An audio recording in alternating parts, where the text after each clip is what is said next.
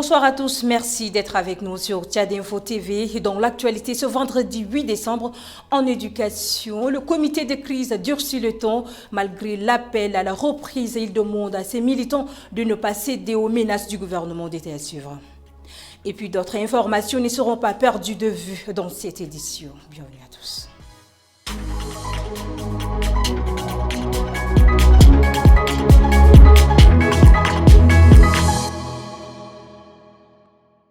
Toujours dans sa mission de sensibiliser la population de N'Djamena à dire oui pendant les élections référendaires, Mamad Zen Bada fait vivre la commune du 5e arrondissement ce vendredi. Chose vue et entendue par Bekoutou Junior. Suivi.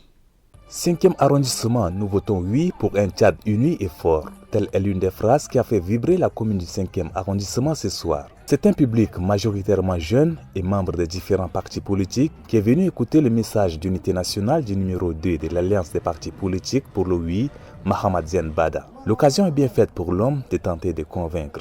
Nous allons aller le 17 décembre, tôt le matin, voter oui. Quand on va voter oui, c'est pour l'avenir de nos enfants.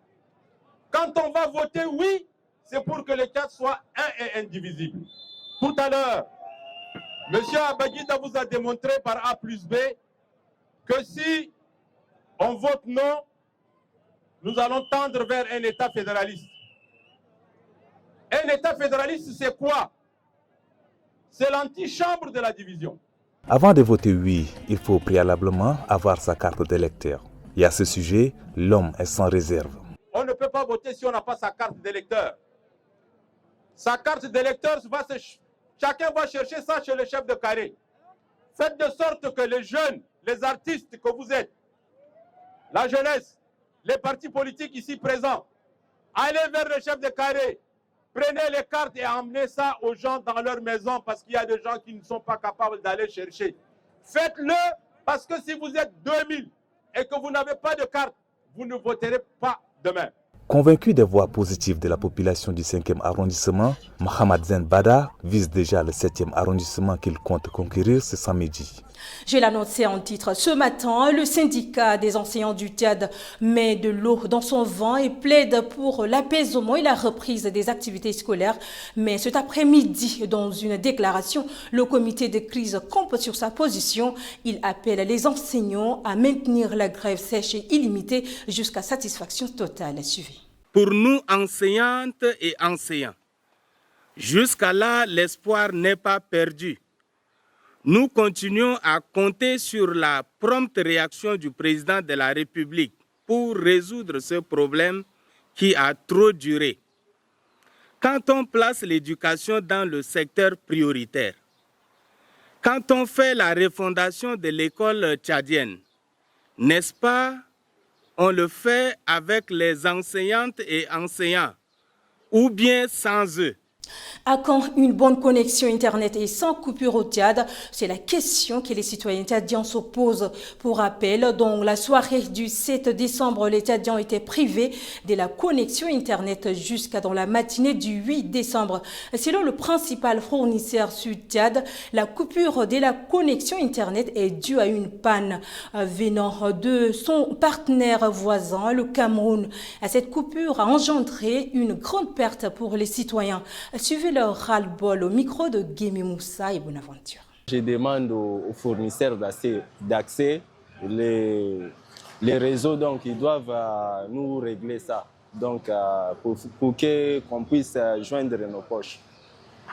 Moi personnellement, je ne fais pas de business et tout, mais là hier j'avais des documents à envoyer et il y a mon cousin aussi qui devrait m'envoyer son document pour déposer aujourd'hui concernant le concours de, je ne sais pas si, concours des militaires là, armée de l'air ou bien armée de terre, je ne sais pas.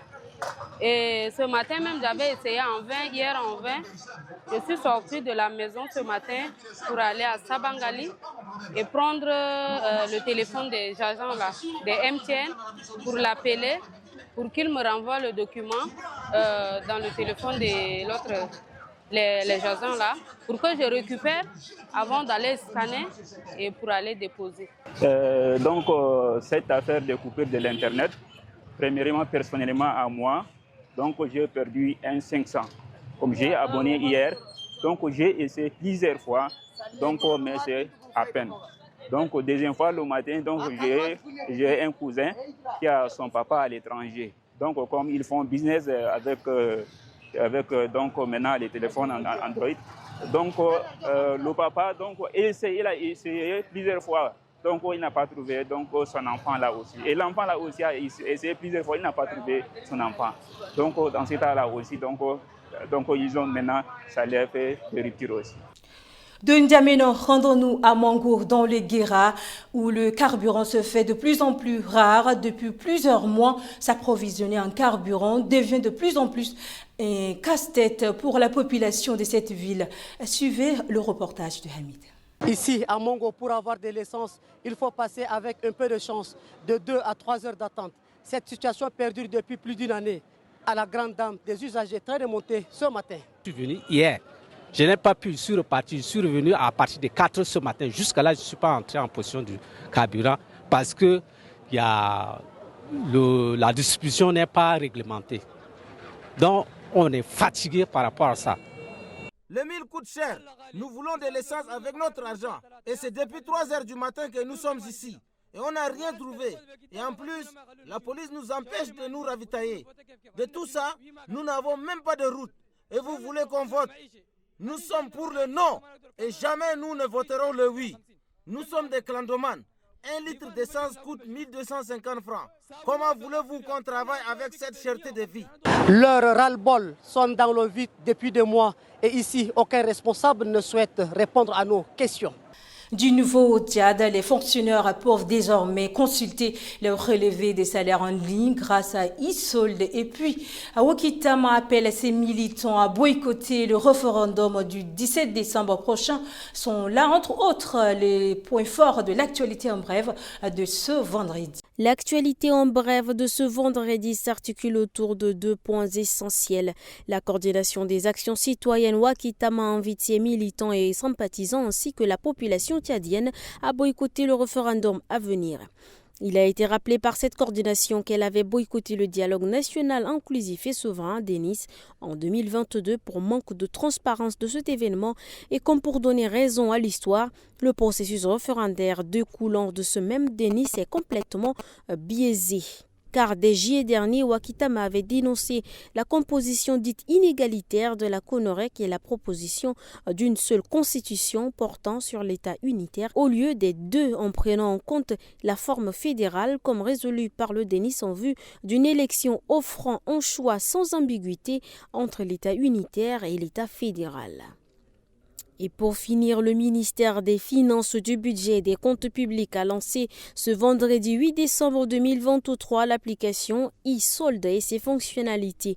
Une avancée majeure dans le processus de digitalisation des services du ministère des Finances.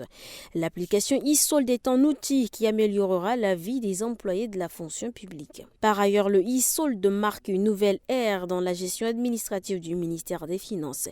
Elle simplifie les opérations administratives en automatisant les processus de calcul et de versement de salaire. La coopération anglo-tchadienne a connu un autre jalon aujourd'hui à travers la cérémonie de remise des certificats à 28 participants de l'Institut de recherche en élevage pour le développement pour couronner 3 semaines de formation dispensées par les experts hongrois sur le thème « Les bases de l'élevage des ruminants au Sahel ». Suivez. Ces certificats, ils les ont obtenus après 3 semaines de formation basée sur l'élevage des ruminants dans le Sahel. 3 semaines durant lesquelles les 28 participants de l'IRED ont été initiés aux différentes techniques de l'insémination artificielle chez les ruminants. À l'issue de cette formation dispensée par les experts hongrois, les participants ne cachent pas leur satisfaction. Moi, personnellement, je ressors soulagée et je suis vraiment contente parce que durant ce petit temps qu'on a eu à passer, nous avons beaucoup appris sur notre domaine. Donc, nous tenons vraiment à remercier nos formateurs et tout ça. Donc, merci. Je suis réellement satisfait de cette formation parce que cette formation est venue compléter les bases théoriques que nous avons eu à faire à l'Institut national supérieur des sciences et techniques d'Abéché. au Tchad. Et ça vient simplement confirmer les théories. Pour renforcer cette coopération déjà existante, le directeur général de l'URAID, Dr Abdelaziz Arada Izzedine, a paraphé un accord de coopération entre son institution et l'université hongroise MEIT. Cette signature permettra aux 25 étudiants tchadiens de bénéficier de bourses d'études en Hongrie. Et le directeur de l'IRED de remercier les experts hongrois pour leur appui technique au laboratoire tchadien de génétique, a exprimé sa satisfaction quant à la qualité du contenu de la formation et a permis de mettre en marche le laboratoire d'analyse de semences et d'offrir aux participants l'opportunité à travers des exercices pratiques de manipuler les équipements du laboratoire.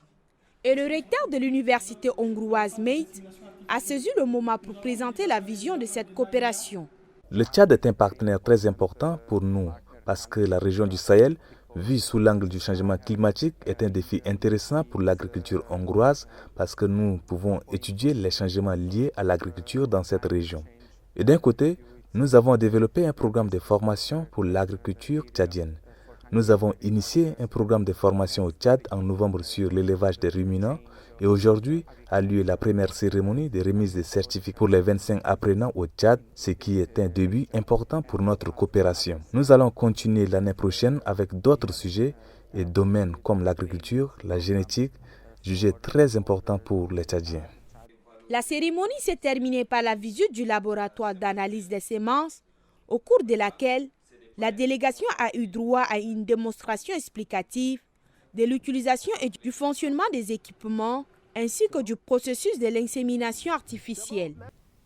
Premier salon du riz est ouvert ce matin d'Amenan sous les défis de la transformation du riz au Tchad, perspectives et opportunités pour les acteurs des chaînes de valeur. Objectif, apporter une contribution à la lutte contre la famine et au développement du secteur agricole et de la filière riz au Tchad. Plus de détails avec Judith Kamtar et Néné Fatima Ibrahim. L'objectif de ce salon est de mettre au centre les problèmes que rencontre cette filière au Tchad. Elle fait face aux défis majeurs que sont la maîtrise de l'eau, la variabilité de climat, notamment les retards de pluie, les inondations, la faible utilisation d'intrants, la faible mécanisation, la faible transformation, le manque d'accès au financement et l'absence de mécanismes régulateurs. Le gouvernement, à travers le ministère de la Production et de la Transformation agricole, travaille activement pour développer la production locale de riz afin d'atteindre l'autosuffisance alimentaire en riz et de stimuler la croissance économique à travers l'agriculture. Nous pouvons vous garantir, chers riziculteurs, que le gouvernement de transition et le ministère de la Production et de la Transformation agricole ne ménagent aucun effort pour améliorer les conditions de travail des producteurs locaux et cherchent sans relâche les meilleurs moyens pour valoriser le travail du paysan tchadien. Le Tchad produit 250 000 tonnes de riz par an qui ne répondent pas à la demande du marché. Durant 3 jours se tiendra l'échange sur les défis et perspectives de la transformation de ce produit. Dans le cadre de la programmation pays de l'Organisation des Nations Unies pour l'agriculture FAO pour la République du Tchad 2024-2026, le ministère de l'Élevage et des Productions animales, en partenariat avec la FAO, ont procédé au lancement d'un atelier sur la question ce 8 décembre à N'Djamena. Voici un compte rendu d'Nguéné Oudum Santia. Plus de 124 millions de dollars est le fonds alloué par la FAO pour l'exécution du cadre de la programmation pays 2024-2026. Cette coopération intervient dans un contexte où la sécurité alimentaire du pays est préoccupante. Les priorités et résultats attendus de ce nouveau plan de programme sont suggérés sur le nouveau cadre stratégique de la FAO que j'ai précité et aussi sur l'agenda 2030 au sein des interventions qui seront guidées par le prisme de l'ODD numéro 1, éliminer la pauvreté, l'ODD numéro 2, éliminer la faim et l'ODD numéro 10, réduire les inégalités. Les contributions de la FAO sur la transformation de systèmes alimentaires, soutenant tous les ODD que les Nations Unies avaient déterminés. Ce programme, selon le gouvernement tchadien, va permettre le changement du niveau alimentaire du pays. La priorité des priorités est de vaincre la faim et la malnutrition d'ici 2030, conformément à la vision 2030, le Tchad que nous voulons, et au programme de développement durable 2030 des Nations Unies. Cela rentre dans la droite ligne des résolutions du dialogue national inclusif et souverain visant la refondation du Tchad pour une nation égalitaire où le droit à l'alimentation sera une réalité. Vaincre la faim et la malnutrition au Tchad d'ici 2030 est l'un des axes de lutte du gouvernement. Et voilà, c'est la fin de ce journal. Merci à tous et à toutes de l'avoir suivi. Bonne suite des programmes sur Tchad Info TV.